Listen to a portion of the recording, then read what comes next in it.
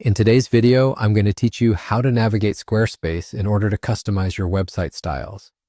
If you've been looking to make your site reflect your unique vision, you've come to the right place. The steps I'm about to guide you through will help you access and utilize the Site Styles feature in Squarespace, which is an integral part of personalizing your website.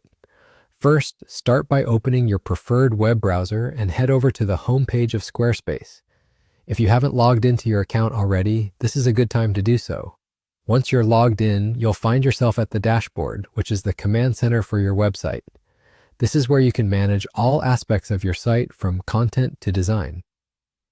For our purpose today, we'll focus on the styling options. Now let's dive into the main feature, the Site Styles panel. Look towards the left-hand side of your dashboard. You're searching for an option akin to design or site styles. It might not be immediately visible, so the quickest way to get there is to utilize Squarespace's search function. You'll find a search bar at the upper part of the dashboard. Click on it. Once the search bar is active, type in Site Styles and you'll see an option pop up. Go ahead and click on this. It's going to direct you to the specific section where customization truly begins. This part is exciting, as here you get to make your site look exactly how you've been envisioning it. Now that you're in the Site Styles area, you'll notice that clicking on any section or element of your website will bring up various style options. This is where the magic happens.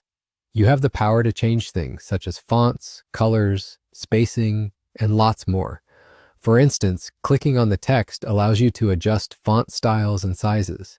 You'll see sliders and toggles that let you modify these elements extensively.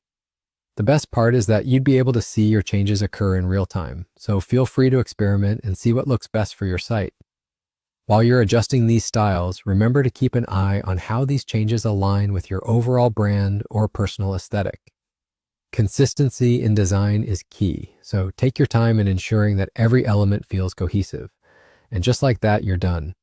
Once you're satisfied with the look, remember to save your changes. Usually there's a Save button that you'll need to click on to keep all your modifications. And there you have it.